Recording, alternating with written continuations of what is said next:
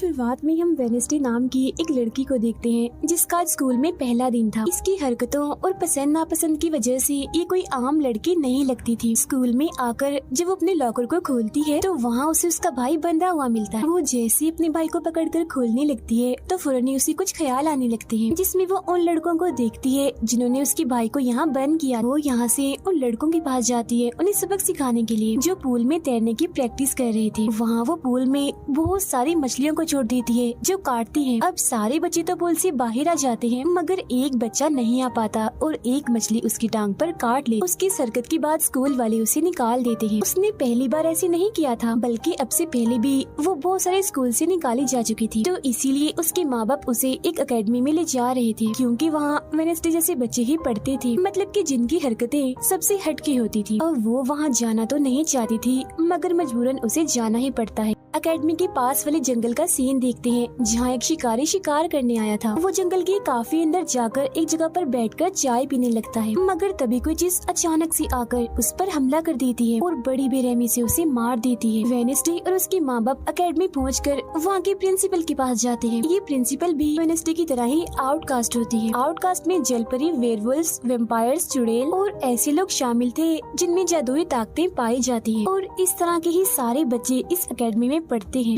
Wednesday के साथ जिसने कमरे में रहना था, यानी उसकी रूममेट, उसने कमरे को काफी रंगीन बनाया हुआ था। इसीलिए सब कुछ वेनेसडे को पसंद नहीं आता, क्योंकि उसे तो बस काला रंग ही पसंद था। यहाँ का सारा माहौल देखकर वो मुंह बना लेती है। तब उसकी रूममेट उससे पूछती है, तुम ठीक हो ना, क्या हुआ तुम्हें? जिस पर उसके डैड जवाब देते हैं, मेरी बेटी बड़ी अजीब है, काफी बोर है और बस इसे तुम जिंदा लाश समझो। अपने डैड की ये बातें सुनकर वेनेसडे उन्हें घूरने लगती है। अब उसकी रूममेट उसे पूरी एकेडमी घुमा रही थी कि तभी एक लड़का वहाँ आकर वेनेसडे से उसकी फेसबुक आईडी मांगता है, जिस पर वो कहती है, मैं कोई भी सोशल मीडिया इस्तेमाल नहीं करती, क्योंकि सोशल मीडिया हड्डियों को सड़ा देने वाली सिर्फ एक बीमारी है और कुछ भी नहीं। जाने से पहले वेनेसडे की मॉम उसे कहती है, अब तुम यहाँ से कभी भाग नहीं पाओ। जिस पर वो कहती है, देख लीजिएगा, मैं आपसे वादा करती हूँ कि जल्दी मैं यहाँ से भाग जाऊंगी। वहाँ से जाते वक्त उसके डैड वहाँ एक हाथ छोड़ देते हैं ताकि वो वेनेसडे पर नजर रख सके। उधर जंगल में जब पुलिस छानबीन करने आती है तो उन्हें उस शिकारी की लाश के टुकड़े अलग अलग जगहों पर पड़े मिलते हैं। ऐसा हादसा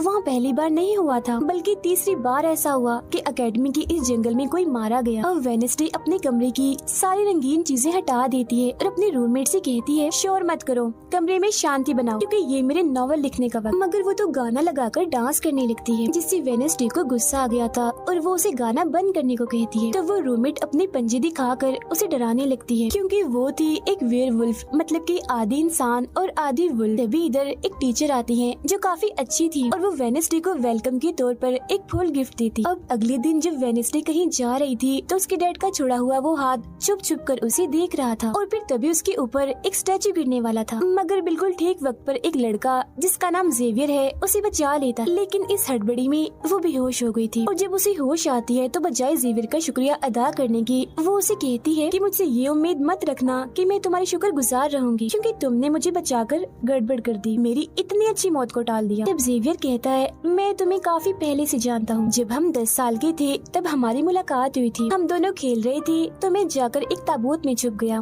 लोग मुझे जलाने ही वाले थे मगर तुमने मेरी जान बचा ली और आज मैंने तुम्हारी जान बचाकर हिसाब बराबर कर। वेनेसडे जब अपने कमरे में आती है तो उसे अपने बेड पर कुछ महसूस होता है। वो जैसे बिस्तर हटाती है तो वहाँ उस हाथ को देखकर फौरन उसे पकड़ लेती है और पूछती है, तुम कौन हो और यहाँ क्या कर रही हो? जिस पर वो कहता है, मुझे तुम्हारे डैड ने तुम पर नजर रखने को कहा है, वही मुझे यहाँ पर छोड़ कर गए हैं। और वो उसे कहती है, मगर आज के बाद तुम मेरे लिए काम करोगे, वरना मैं तुम्हें हमेशा हमेशा के लिए दराज में बंद कर दूंगी। तो वो इस चीज के लिए मान जाता है कि ठीक है, मैं हर तरह से तुम्हारी मदद करूँगा।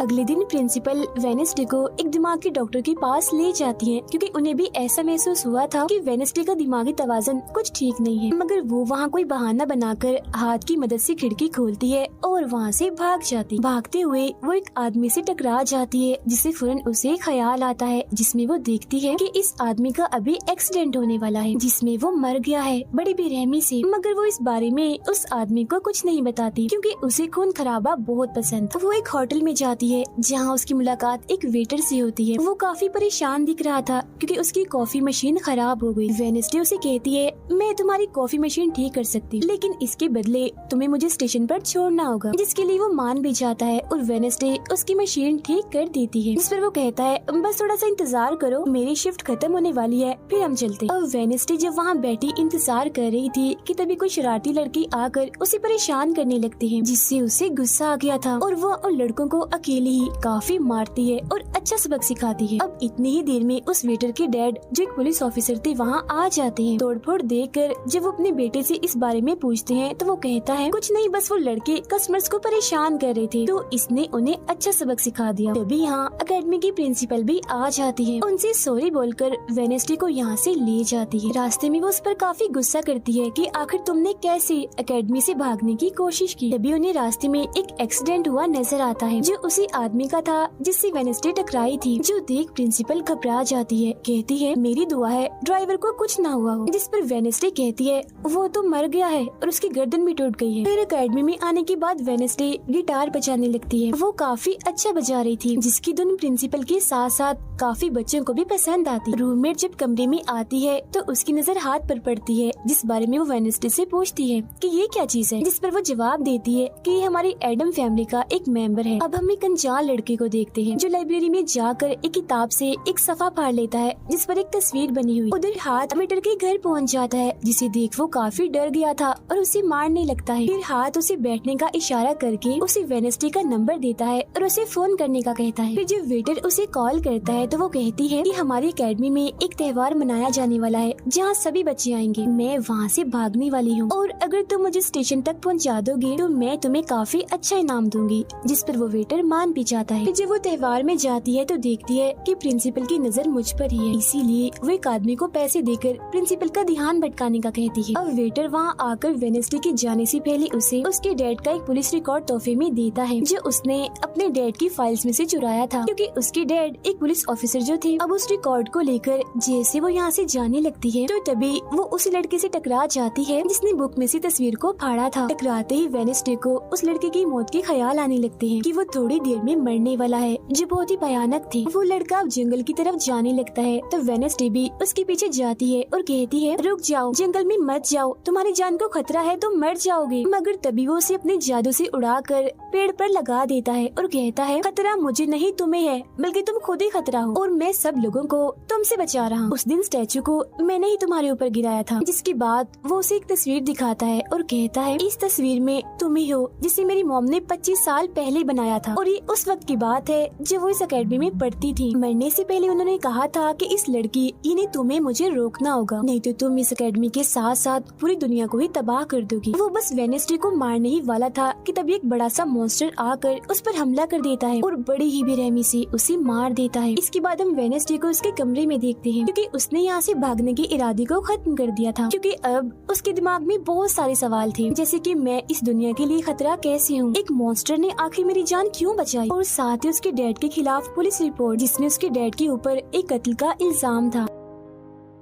अब अगले दिन पुलिस ऑफिसर वहाँ आते हैं, क्योंकि वेडनेसडे ने ये रिपोर्ट लिखवाई थी कि उस अनजान लड़के की मौत मैंने अपनी आंखों से होती हुई देखी जंगल में। मगर पुलिस को वहाँ ना कोई लाश मिलती है और ना ही कोई ठोस सबूत। तो वेडनेसडे से पूछते हैं कि आखिर तुम इतनी रात को जंगल में कर क्या रही थी। इस पर वो कहती है, मैंने जंगल में उस लड़के को जाते हुए देखा था और जब मैंने उसका पीछा किया तो देखा कि एक मॉन्स्टर ने आकर उसे मार दिया है, जिसके बाद में बेहोश हो गई। तो फौरन प्रिंसिपल पुलिस ऑफिसर से कहती है, उस लड़के का कोई कत्ल नहीं हुआ, वो जिंदा है, बस यहाँ से भाग गया है। इसीलिए आपको वेडनेसडे की बातों का यकीन नहीं करना चाहिए। अक्सर इसे इस तरह के दौरे पड़ते रहते, हम इसका इलाज करवा रहे हैं, जल्दी ये ठीक हो जाएगी। फिर जब प्रिंसिपल वहाँ से जाती है तो वो ऑफिसर से कहती है कि जंगल में कोई तो है जो सबको मार रहा है और उसी ने उस लड़के को भी मारा है। मगर तभी वहाँ वो लड़का आ जाता है जो जिंदा था और बिल्कुल सही सलामत भी। अब अगले दिन जब वेडनेसडे को डॉक्टर के पास ले जाया जाता है तो वो उससे पूछती है कि क्या तुमने ये अफवाह इसलिए फैलाई कि सभी की तवज्जो तुम पर हो हो जाए, यानी कि तुमने उस लड़के की मौत होते हुए देखा। जिस पर वो कहती है मैं जानती हूँ मैंने क्या देखा है,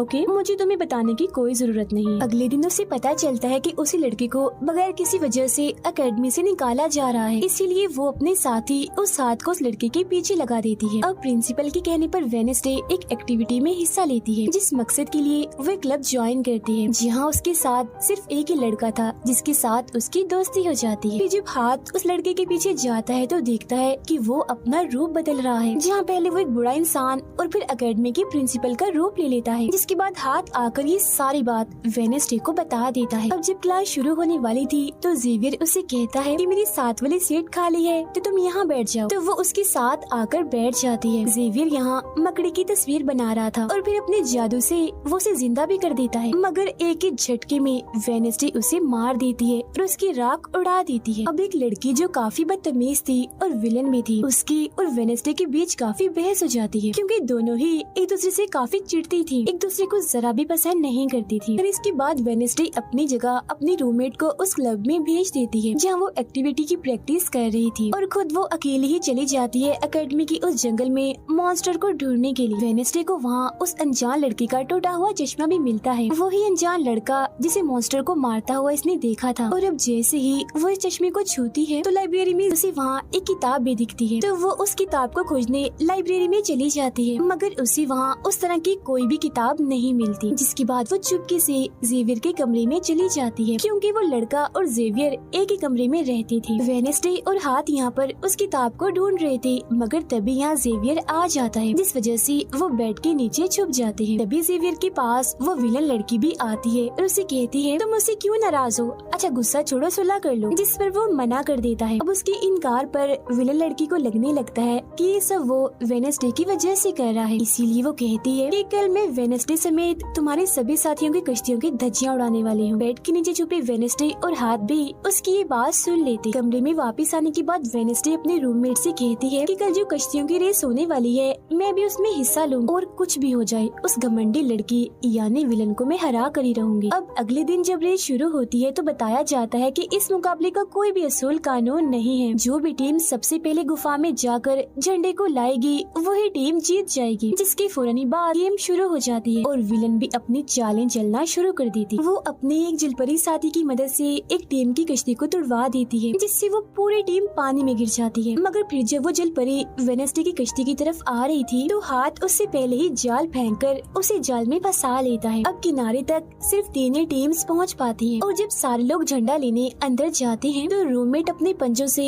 जोकर टीम की कश्ती में छेद कर देती है। फिर सभी के साथ वेडनेसडे जब झंडा लेकर आ रही थी तो उसे ख्याल आता, जिसमें वो अपनी ही जैसी एक लड़की को देखती है जिसके हाथ में किताब थी। होश में आने पर झंडा लेकर वो वापिस से कश्ती में चली जाती है। जोकर्स की कश्ती तो छेद होने की वजह से वहीं पर ही डूब जाती है, जबकि जलपरी दोबारा से वेडनेसडे की कश्ती पर हमला करने लगती है, मगर हाथ पानी में जाकर जलपरी को जोर से मुक्का मार। अब वेडनेसडे अपनी कश्ती से बहुत सारे तीर निकाल कर विलन की कश्ती में छेद कर देती है, जिससे उसकी कश्ती डूब जाती है और वेडनेसडे की टीम इस रेस को जीत जाती है। अब ये 4 साल में पहली बार हुआ था जब उस विलन को किसी ने हराया था, इसीलिए आज वो गुस्से में आग बगोला हुई।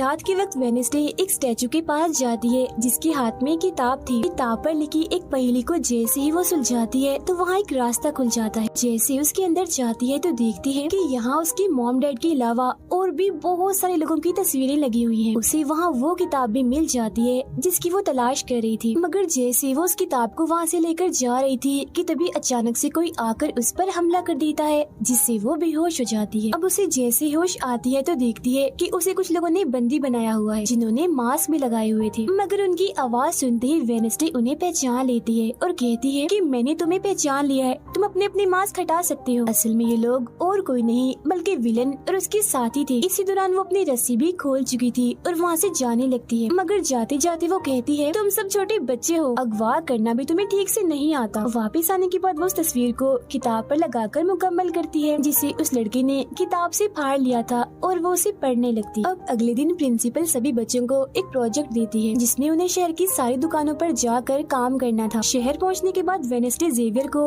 वो किताब दिखाकर पूछती है कि क्या तुम इस किताब को पहचानते हो, जिस पर वो कहता है हाँ, इस किताब को लेकर मेरे और उस लड़के के बीच में लड़ाई भी हुई थी जिसके बारे में तुमने कहा था कि मॉन्स्टर ने उस पर हमला कर दिया था। ये किताब एक जादूगर की है और 30 सालों से भी ज्यादा पुरानी है, तो तुम इसके साथ क्या कर रही हो। ये सुन वो उससे पूछती है तुम उस जादूगर के बारे में और क्या जानते हो। वो कहता है कुछ खास नहीं, अगर तुम उस जादूगर के बारे में जानना चाहती हो तो तुम्हें उसके घर जाना होगा जो काफी पुराना एक खास घर है। एकेडमी के सारे बच्चे भी अलग अलग दुकानों में जाकर काम करने लगते हैं। वेडनेसडे एक वेट्रेस बनी थी मगर उसका नखरा गुस्सा देखकर कोई भी उसे खाने की चीज नहीं लेता। वेडनेसडे का दोस्त पेस्ट्री खा रहा था कि तभी शरारती बच्चे आकर उसे परेशान करने लगते हैं और बस फिर होना क्या था, वेडनेसडे वहाँ आती है और उन्हें खूब मारती है। इसके बाद वो अपने उस दोस्त को लेकर जादूगर के घर जाती है ताकि वो सारी सच्चाई जान सके कि आखिर बात क्या है और उस किताब के बारे में भी। उसे वहाँ जादूगर की बहुत सारी चीजें और एक पेंटिंग भी दिखाई देती है। पेंटिंग में वो उसी लड़की को किताब पकड़े हुए देखती है जो उसे गुफा के पास भी दिखी थी। उसके ख्याल में जब उनकी रेस में वेडनेसडे झंडा लेने गई, फिर उसे वहाँ इस पेंटिंग वाले लड़की की किताब भी मिल जाती है मगर वो खाली थी क्योंकि वो नकली थी। इतनी ही देर में वहाँ एक औरत आती है तो वेडनेसडे उसे असली किताब के बारे में पूछती है जिस पर वो कहती है कि वो किताब तो चोरी हो गई थी और इस वक्त तुम जहाँ खड़ी हो ये भी उस जादूगर का असली घर नहीं है। इसके बाद वेडनेसडे वेटर से मिलने उसकी होटल जाती है और उससे जादूगर के असली घर के बारे में पूछती है तो वो उसे असली घर के बारे में बता भी देता है। जहाँ से वेडनेसडे अकेले ही उस घर में चली जाती। वहाँ उसे एक बूढ़ा आदमी मिलता है जो उसे कहता है ये मेरी जगह है, मेरा घर है, निकलो यहाँ से। तब ये सुन वेडनेसडे का साथी वो हाथ उसके मुंह पर ही हमला कर देता है जिससे डरकर वो आदमी वहाँ से भाग जाता है और वेडनेसडे को यहाँ से कुछ नहीं मिलता इसीलिए वो यहाँ से जाने लगती है। मगर जब वो दरवाजे से बाहर जाती है तो फौरन उसे ख्याल आता है जिसमें वो देखती है कि वो जादूगर एक लड़की को चुड़ैल साबित करके इस घर में बंद कर देता है जहाँ उससे पहले और भी बहुत सारे लोग बंधे हुए थे। ये सारे लोग आउटकास्ट के थे, यानी कोई वेम्पायर था, कोई जलपरी, कोई वेयरवुल्फ तो कोई चुड़ैल। इसीलिए जादूगर इन सबको शैतान समझता था। इस तरह के सभी लोगों को यहाँ कैद करने के बाद वो इस पूरे घर में आग लगा देता है। वो बच्ची जिसे जादूगर ने चुड़ैल साबित किया था वो अपनी मॉम को आजाद करने की कोशिश करती है मगर नहीं कर पाती क्योंकि सभी लोगों को जंजीर की मदद से जमीन के साथ बांधा हुआ था। सिर्फ वो बच्ची ही आजाद थी, इसीलिए अपनी माँ के कहने पर उसे बेसमेंट के जरिए वहाँ से भागना पड़ता है। जिसके बाद वो जादूगर जो बेहद ही जालिम था सभी आउटकास्ट के लोगों को जला देता है। तभी वो लड़की वेडनेसडे के पास आती है और कहती है वो बहुत ही जालिम है, हम सबको मार देगा। तब इतनी ही देर में वो जादूगर भी वहाँ आ जाता है जिससे वेडनेसडे डर जाती है और वापिस से होश में मतलब कि मौजूदा वक्त में आ जाती है। होश में आते वो हाथ से कहती है मैंने उस लड़की को देख लिया, उसने मुझसे बात भी की, मुझे लगता है वो मेरे खानदान की कोई मेंबर है। तभी यहाँ जंगल वाला मॉन्स्टर आकर इस घर पर हमला कर देता है मगर जब उसकी नजर वेडनेसडे पर जाती है तो वो यहाँ से भाग जाता है।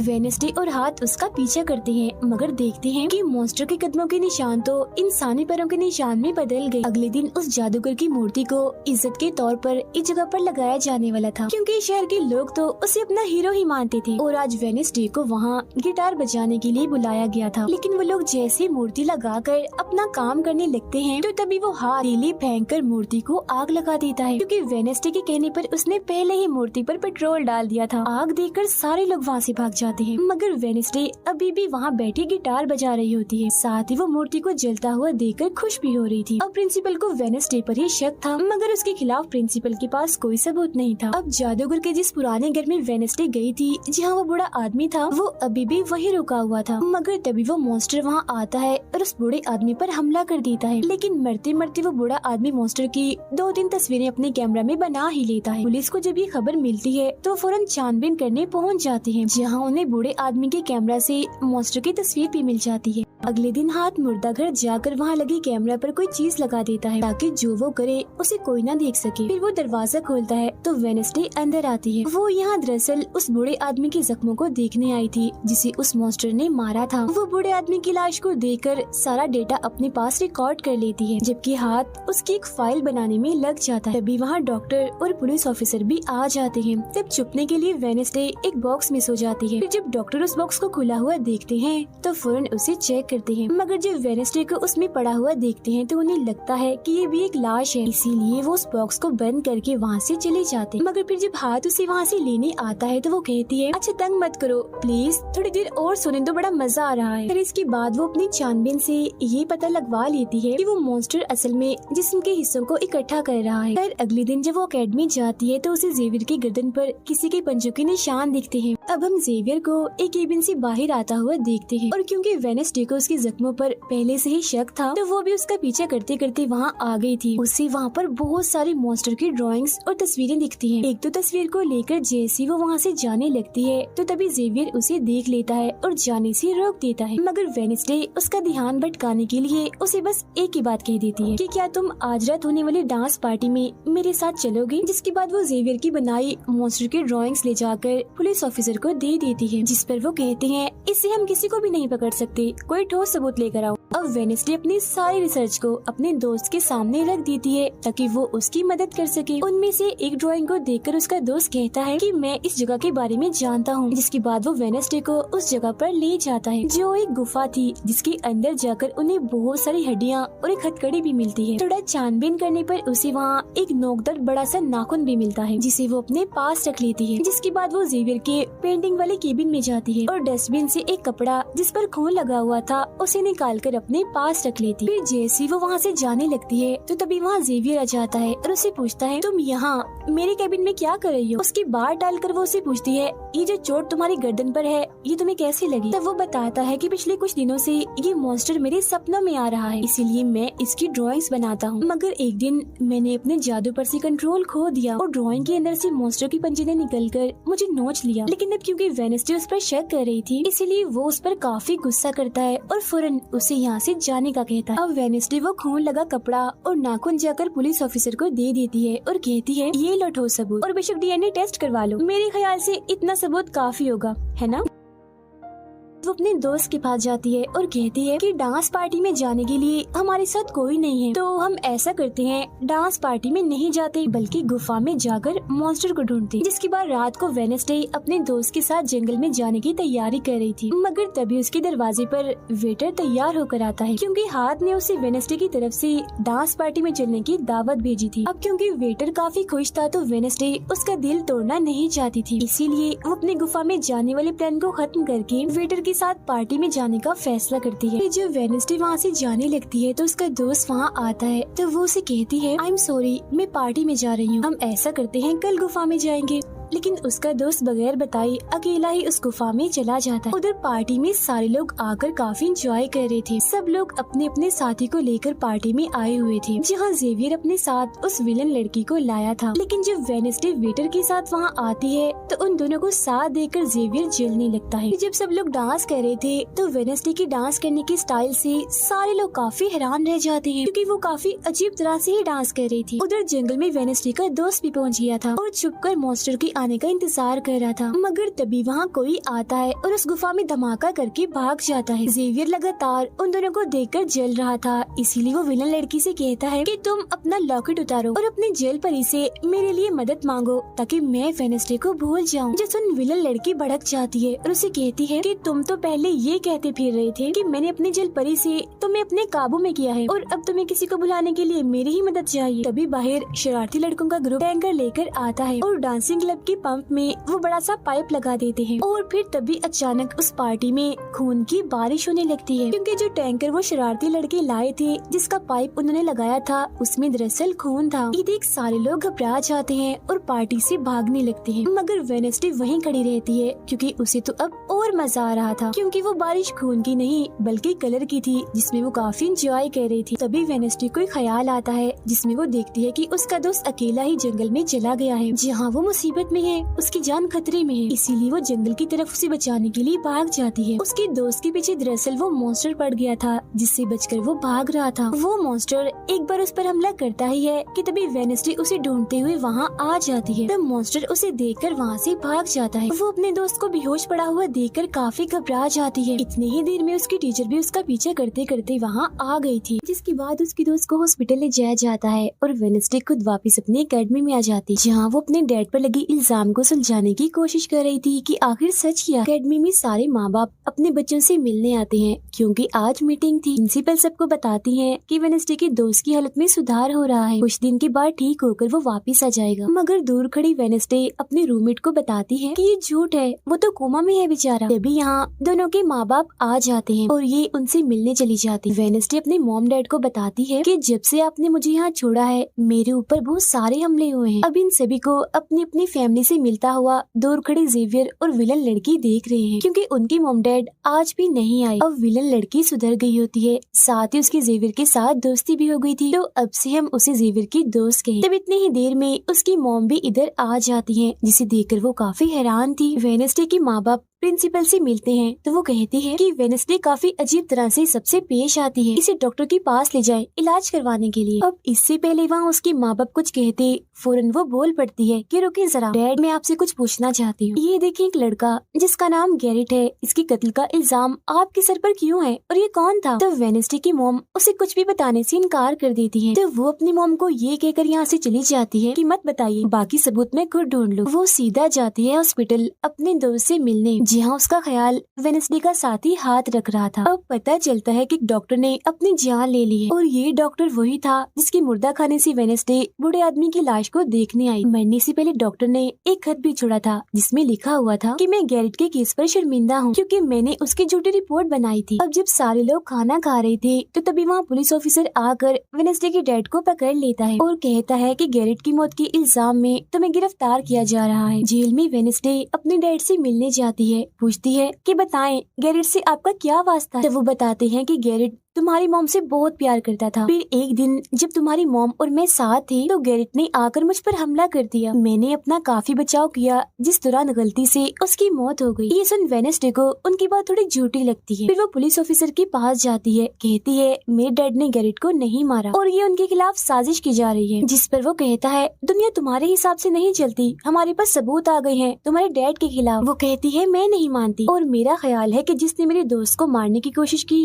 उसने ही गैरेट मारा होगा। पार्क में रूममेट अपनी मॉम के साथ बैठी थी, जहाँ उसकी मॉम चाहती है कि वो पूरी तरह एक वेयरवुल्फ बन जाए और वो उसे एक डॉक्टर के पास जाने का कहती है, मगर रूममेट ऐसा नहीं चाहती, इसलिए वो यहाँ से चली जाती है। अब वेडनेसडे अपनी मॉम के पास जाती है ताकि वो सारी सच्चाई जान सके। उसकी मॉम खुफिया लाइब्रेरी में थी। वो अपनी मॉम से कहती है कि आपने मुझे इस अकेडमी में इसलिए भेजा ना ताकि मैं हमेशा आपकी परछाई बन के रहूं। जिस पर उसकी मॉम कहती है कि ये सिर्फ अकेडमी ही नहीं बल्कि पहले यहाँ एक ग्रुप हुआ करता था जिसकी बुनियाद तुम्हारे डैड की फैमिली की एक औरत ने रखी थी जिसका नाम गुडी था। वो कहती है मैं ये जानना चाहती हूँ कि डैड ने तो गैरेट को नहीं मारा तो फिर किसने मारा है। तब उसकी मॉम सच्चाई बताती है कि जब मैं वहाँ गई तो मैंने देखा कि तुम्हारे डैड और गैरेट आपस में लड़ रहे थे। मैंने उन्हें रोकने की कोशिश की मगर गैरेट तुम्हारे डैड को काफी बुरी तरह से मार रहा था। मैंने फौरन तलवार उठा ली और फिर जैसे गैरेट मेरे पास आने लगा तो तलवार उसके आर पार हो गई और वो मारा गया। मगर तुम्हारे डैड ने मेरी जान बचाने के लिए तलवार मुझसे ले ली ताकि सारा इल्जाम उन पर आ जाए। वेडनेसडे कहती है मगर मुझे पता चला था कि जब गैरेट मरा तो उसके मुंह से झाग निकल रही थी। ऐसा तो सिर्फ तब होता है जब किसी ने जहर लिया हो। अब सच पता करने का सिर्फ एक ही रास्ता है,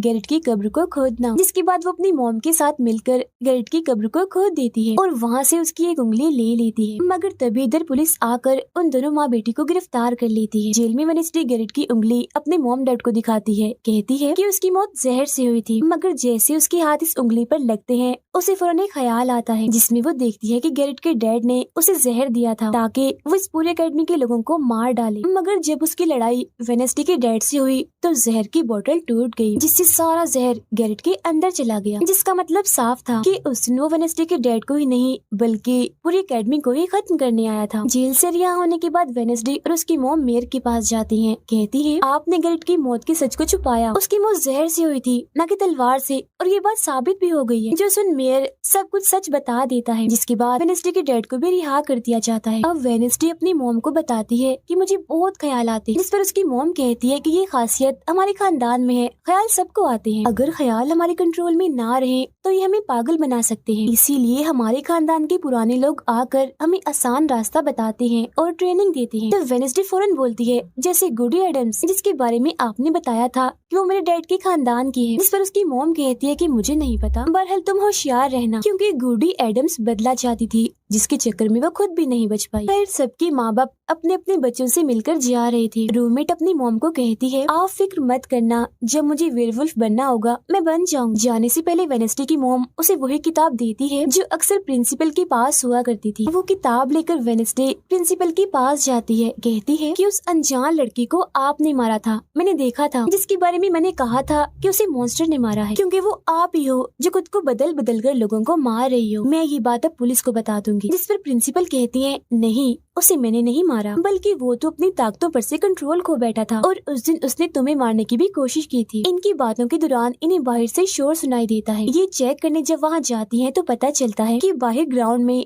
आग से कुछ लिखा हुआ है। अब वेडनेसडे अपने चारों तरफ मोमबत्तियां जला के बैठी थी क्योंकि वो गुडी को बुलाने की कोशिश कर रही, मगर तभी इधर उसकी रूममेट आ जाती है। साथ ही उसे एक खत भी मिलता है जिसमें कोई उसे गुफा में मिलने बुलाता है। जब वेडनेसडे अपनी रूममेट के साथ वहाँ जाती है तो गुफा के अंदर जाने के बाद उसे एहसास होता है कि यहाँ कोई है। यहाँ दरअसल जेवियर और उसके साथी थे जो वेडनेसडे को सरप्राइज देना चाहते थे क्योंकि आज उसकी बर्थडे थी। यहाँ वेडनेसडे को एक लाइन लिखी हुई दिखती है कि जब मैं लौटूंगा तो शोले बरसेंगे। इसे जैसी वो हाथ लगाती है तो उसे ख्याल आता है जिसमें वो उसी लड़की से मिलती है जो अक्सर उसे नजर आया करती थी, और ये और कोई नहीं बल्कि गुडी ही है। वो वेडनेसडे को एक महल दिखाकर कहती है कि अगर तुम्हें उस जादूगर के बारे में जानना है तो तुम्हें इस महल को ढूंढकर यहाँ आना होगा। जब वो ग्राउंड में खड़ी उस लाइन को देख रही थी जहाँ आग से कुछ लिखा था तो तभी उसके पास जेवियर आता है जिससे वो बात नहीं करती क्योंकि नाराज थी। उसे लग रहा था कि हो ना हो जेवियर ही वो मॉन्स्टर है। फिर वो अपने दोस्त के पास हॉस्पिटल जाती है जो अभी भी बेड पर था और उसकी हालत भी खराब थी, इसीलिए वो उसे कोई बात नहीं कर पाती। अब वेडनेसडे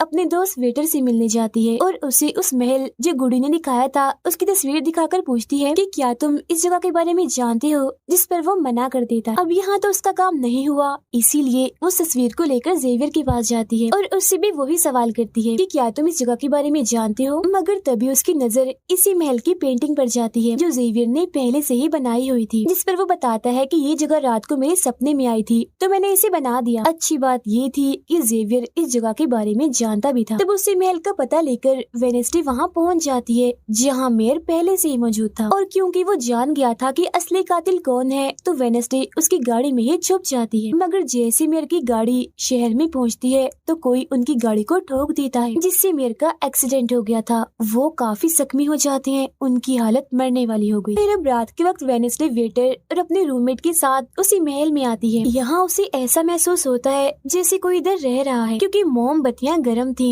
और ये कमरा बिल्कुल साफ था। इतनी ही देर में वो मॉन्स्टर भी यहाँ आ जाता है जिससे बचने के लिए ये लोग छुप जाते हैं। ये लोग देखते हैं कि जिन जिन लोगों पर मॉन्स्टर ने हमला किया था उनके जिस्म के कटे हुए हिस्से यहाँ पर पड़े हुए हैं। अब वेडनेसडे अपने दोस्तों को मॉन्स्टर से बचाना चाहती थी, इसीलिए वो उन्हें यहाँ से ले जाती है। ये वेटर के घर जाते हैं जहाँ जैसे उसकी डैड आते हैं तो वेडनेसडे उन्हें कहती है कि मैं आपको कुछ दिखाना चाहती हूँ, क्योंकि वो पुलिस ऑफिसर जो थे वो जब उन्हें महल में ले जाती है तो वहाँ पर कुछ भी नहीं था, मतलब जिस्म के कटे हुए हिस्से जो पहले यहाँ पर रखे हुए थे अब वो वहाँ पर नहीं पड़े थे, जिससे पुलिस ऑफिसर को गुस्सा आ जाता है और वो कहते हैं कि आज के बाद तुम मेरे बेटे से नहीं मिलोगी। अब जब वेडनेसडे एकेडमी आती है तो वहाँ उसे प्रिंसिपल मिलती है जो कहती है कि तुम्हें मैंने कहीं भी जाने से मना किया था मगर तुमने मेरी बात ना मानकर अच्छा नहीं किया। जिस पर वो जवाब देती है, मैं सच का पता लगवाने गई थी इसीलिए मैं माफी नहीं मांगूंगी, मैंने कुछ गलत नहीं किया है। जिसके बाद वो प्रिंसिपल को एक पेंटिंग भी दिखाती है जिसमें वो जादूगर था और वेडनेसडे खुद थी। बताती है कि इसीलिए वो अनजान लड़का मुझे मारना चाहता था क्योंकि उसे लग रहा था कि एकेडमी के लिए मैं खतरा हूँ, मगर खतरा दुश्मन कातिल तो कोई और ही है, जबकि मैं तो इस एकेडमी और सबको बचाना चाह रही हूँ तो मुझे एक मौका मिलना चाहिए। प्रिंसिपल कहती है, नहीं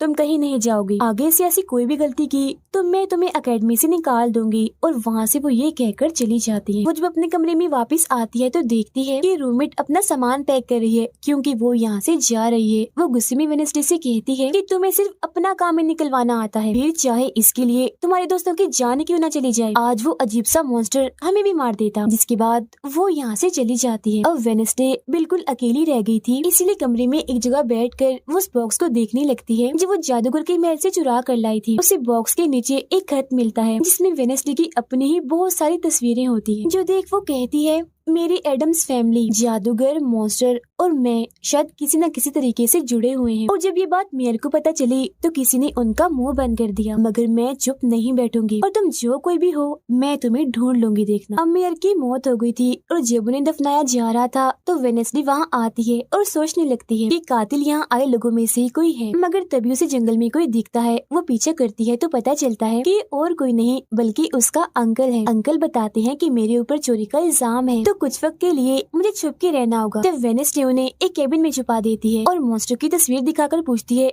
कि आप इसके बारे में कुछ जानते हैं, जिस पर वो कहते हैं मैं ज्यादा कुछ तो नहीं जानता, अगर तुम्हें इसके बारे में जानना है तो तुम्हें खुफिया लाइब्रेरी में जाना होगा। वहाँ एक तिजोरी में डायरी है जिसमें इस मॉन्स्टर के बारे में सब लिखा है। आधी रात को वेनेसडे उस लाइब्रेरी में जाती है जहाँ जेवियर पहले से ही मौजूद था। तब ये उसे कहती है जहाँ जहाँ मॉन्स्टर से हमला हुआ है वहाँ तुम पाए गए हो तो हो ना हो मॉन्स्टर तुम ही हो, मगर वो उसकी बात को अनसुनी करके यहाँ से चला जाता है। तभी इधर उसके अंकल आते हैं। ये मिलकर डायरी को ढूंढ लेते हैं जिसमें इस मॉन्स्टर के बारे में सब कुछ लिखा था कि ये मॉन्स्टर किसी के कंट्रोल में भी आ सकता है और फिर बस ये अपने मालिक के कहने पर ही काम करता है। रात के वक्त वो अपने साथी हाथ को कहती है कि मैं वेटर से मिलने जा रही हूँ, तब तक तू मेरी डायरी का ख्याल रखना। कि जब वेटर के साथ गुफा के अंदर जाती है तो देखती है कि यहाँ उसने गुफा को सजाया हुआ है क्योंकि वो उसे शादी के लिए पूछने वाला था। वापिस आकर वेनेसडे देखती है कि उसके कमरे का सारा सामान इधर उधर बिखरा पड़ा है और उसकी डायरी कोई चुरा कर यहाँ से ले गया है। फिर जैसे वो अपने साथी हाथ को देखती है तो घबरा जाती है क्योंकि उसकी हथेली में किसी ने चाकू आर पार कर दिया था और अब उसमें जान नहीं थी, वो मर गया था। फिर वो हाथ को लेकर जल्दी से अपने अंकल के पास आती है और दुखी होती हुई कहती है प्लीज अंकल कैसे भी करके हाथ को जिंदा कर दीजिए। तब अंकल बार बार बिजली के झटके उसे देते हैं जिससे वो जिंदा हो जाता है। वो उसे पूछती है अच्छा तुम पर हमला किसने किया था, जिस पर इशारों से वो बताता है कि मैंने नहीं देखा क्योंकि हमला पीछे से हुआ था। जिस पर वेनेसडे गुस्से से भर जाती है, कहती है चाहे कुछ भी हो जाए मैं उसे नहीं छोड़ूंगी, वो जो भी है। और वो प्रिंसिपल को आकर कहती है किसी ने मेरे कमरे में तोड़फोड़ कर दी है, साथ ही कोई उस डायरी को भी चुरा कर ले गया है। वो कहती है वो डायरी तो खुफिया लाइब्रेरी में थी तो तुम्हारे पास कैसी आई, तुम ऐसी हरकतें मत करो कि एकेडमी को बंद करना पड़े, ऐसा मैं होने नहीं दूंगी। फिर जब वेनेसडे वहाँ से जा रही थी तो तभी उसके पास उसके साथी आते हैं और उसे जानकारी देते हैं कि गैरेट जिसकी मौत का इल्जाम तुम्हारे डैड पर था उसकी मॉम को किसी ने डुबोकर मारा था और मरने से पहले उनकी सारी प्रॉपर्टी एक डॉक्टर ने हथिया ली थी। डॉक्टर नाम सुनकर वेनेसडे को दिमागी डॉक्टर पर शक होता है, इसीलिए वो सीधा उनके पास जाती है। कहती है कि मैं जानती हूँ आपके अंदर गैरेट की मॉम की आत्मा है जो सबसे अपनी मौत का बदला लेना चाहती है, अब बस कर दो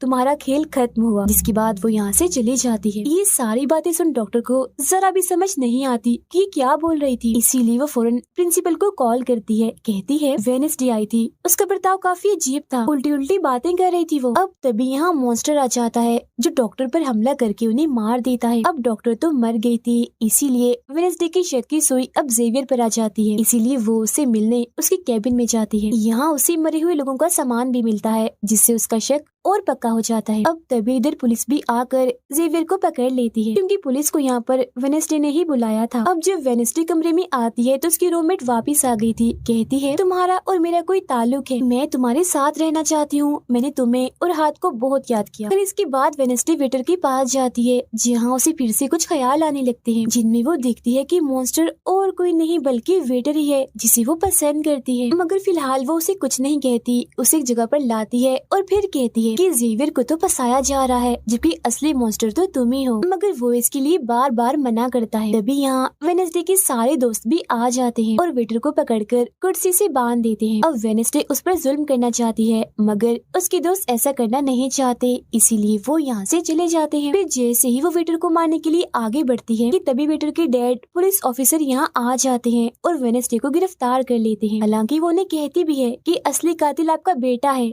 वही मॉन्स्टर है ये, मगर वो उसकी एक नहीं सुनते। फिर जब वो यहाँ से जा रही थी तो वेटर उसके पास आता है, कहता है कैसा लगा हारना, अभी तो और भी बहुत कुछ होना बाकी है बच्चों। जिसके बाद प्रिंसिपल भी वेनेसडे को कह देती है कि तुमने सारी हदें पार कर दी, इसीलिए तुम्हें एकेडमी से निकाला जा रहा है। लेकिन अभी भी वो बार बार एक ही बात कह रही थी कि वेटर ही असली मॉन्स्टर है, मगर फिर भी वो उसकी एक नहीं सुनती और जाने का कहती है। तब आखिरी बार वेनेसडे जेवियर से मिलने जाती है जो जेल में बंद था और उससे नाराज भी था क्योंकि वेनेसडे ने ही उसे पुलिस के हवाले किया था। हालांकि वो उसे बताती भी है कि मॉन्स्टर वेटर है और उसने मेरे जरिए तुम्हें फंसाया है। वो उसकी एक नहीं सुनता, कह देता है कि सारी मुसीबत की जड़ तुम हो। अगर तुम ये एकेडमी छोड़ के चली जाओगी तो कुछ भी गलत नहीं होगा। ये बात सुनने के बाद वो एक सेकंड भी नहीं रुकती और यहाँ से चली जाती है। वो अपने कमरे में आकर अपना सारा सामान पैक करती है, जिसके बाद वो सभी से आखिरी मुलाकात करती है। सबसे आखिर में वो अपने दोस्त से मिलने हॉस्पिटल में जाती है। कहती है मैं तो जा रही हूँ, तुम अपना ख्याल रखना और हाँ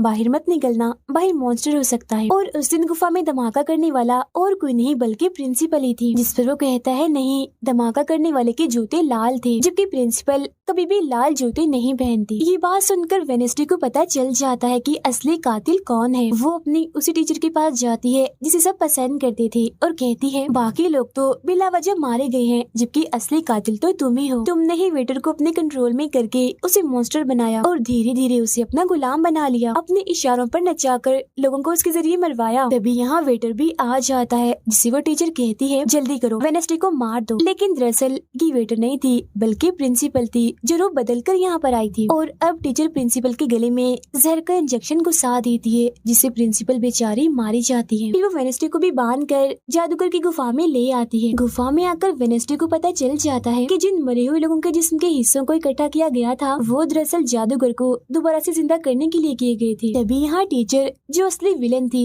वेडनेसडे को बताती है कि जब गुडी ने जादूगर को मारा था तो गुडी ने अपने खून से जादूगर की कब्र पर एक ताला लगा दिया था और अब जादूगर को जिंदा करने के लिए हमें गुडी की फैमिली मतलब एडम्स फैमिली के ही किसी इंसान का खून चाहिए, साथ ही पूरे चांद की रात भी हो। और अब हमें ये सुनहरी मौका मिल गया है जादूगर को जिंदा करने का, क्योंकि एडम्स फैमिली से तुम हो और आज पूरे चांद की रात भी है, हम तुम्हारा खून लेंगे। जिसके बाद टीचर वेडनेसडे के हाथ पर कट लगा देती है, जिससे उसका खून निकलने लगता है। फिर वो उसके खून से जादूगर की कब्र का ताला खोल देती है और फिर अगले ही पल जादूगर भी जिंदा होकर अपनी कब्र से बाहर आ जाता है। बाहर आते ही वो वेडनेसडे को चाकू मार देता है, जिससे वो जख्मी हो जाती है। इसके बाद वो एकेडमी को खत्म करने के लिए चला जाता है। अब तभी यहाँ गुडी एडम्स आती है और वेडनेसडे को बिल्कुल ठीक कर देती है, मतलब कि उसके जख्म, और कहती है मैंने तुम्हें ठीक तो कर दिया है मगर अब की बाद मैं तुम्हें नजर नहीं आऊंगी। जंगल के रास्ते से जब वेडनेसडे जा रही थी तो तभी उसके सामने वेटर आ जाता है। उसे टीचर कंट्रोल कर रही थी, इसीलिए वो मॉन्स्टर बनकर उस पर हमला कर देता है। वो बस उसे मारने ही वाला था कि तभी यहाँ एक वेयरवुल्फ आ जाती है, जो और कोई नहीं बल्कि रूममेट थी, जो आज पहली बार वेयरवुल्फ बनी थी, वो भी सिर्फ वेडनेसडे को बचाने के लिए। यहाँ वेयरवुल्फ और मॉन्स्टर के बीच काफी खतरनाक लड़ाई होती है, जिसमें वेयरवुल्फ मॉन्स्टर पर भारी पड़ रही थी और उसे काफी मारती है, अच्छा मजा चखाती है। इसके बाद वेडनेसडे जादूगर से लड़ने उसे रोकने के लिए एकेडमी में आ जाती है, जहाँ वेडनेसडे को बचाने के लिए जेवियर पहुँच जाता है। अब जैसे जादूगर जेवियर को मारने वाला था तो तभी सामने वेडनेसडे आ गई थी और वो बेचारी खुद जख्मी हो जाती है, मगर फिर भी वो जेवियर को कहती है कि तुम यहाँ से जाओ और बाकी एकेडमी वालों को बाहर निकालो, क्योंकि ये हम जैसे आउटकास्ट के लोगों को नहीं छोड़ेगा। जिसके बाद वो फिर से खड़ी हो जाती है। उसके हाथ में तलवार भी थी, जिसकी मदद से वो जादूगर से लड़ती है, मगर जादूगर काफी ताकतवर था, इसीलिए वो उसके सामने नहीं टिक पाती। वो बस उसे मारने ही वाला था कि तभी इधर जेवियर की दोस्त आकर जादूगर का ध्यान भटका देती है, जिस दौरान मौका देकर वेडनेसडे उठती है और तलवार के एक टुकड़े को जादूगर के दिल के आर पार कर देती है, क्योंकि ऐसा उसे गुडी एडम्स ने करने को कहा था। जहाँ जादूगर एक बार फिर से मर जाता है और उन्हें उसका जिस्म जलने लगता है और राख बनकर उड़ जाता है। जादूगर के मरते ही यहाँ वो टीचर आ जाती है, जिसके हाथ में गन थी, जिसे वो वेडनेसडे पर तान देती है क्योंकि वो उसे मारना चाहती है। मगर तभी यहाँ वेडनेसडे का दोस्त भी आ गया था, जिसके पास बहुत सारी मधुमक्खियाँ थी। वो उन सभी मधुमक्खियों को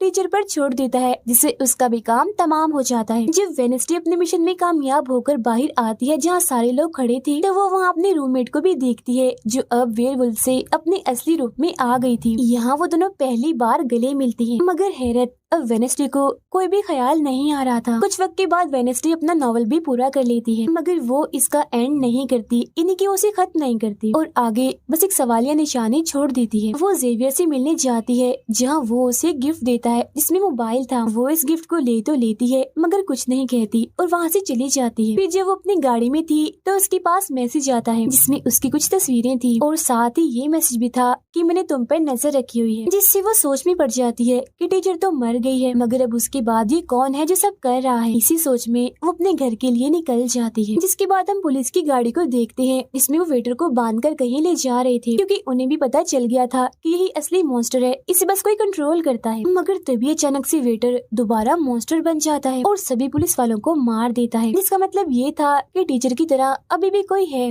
जो इसे कंट्रोल कर रहा है और वो लोगों को मरवाता रहेगा इसके जरिए। और ये अनजान इंसान वही हो सकता है जिसने वेडनेसडे को मैसेज किया, यानी कि अभी भी कोई है जो एकेडमी को बंद करवाने में लगा है और मॉन्स्टर के जरिए खून खराबा कत्ल होना आम ही रहेगा। और इसी के साथ ही ये सीजन इधर ही खत्म हो जाता है।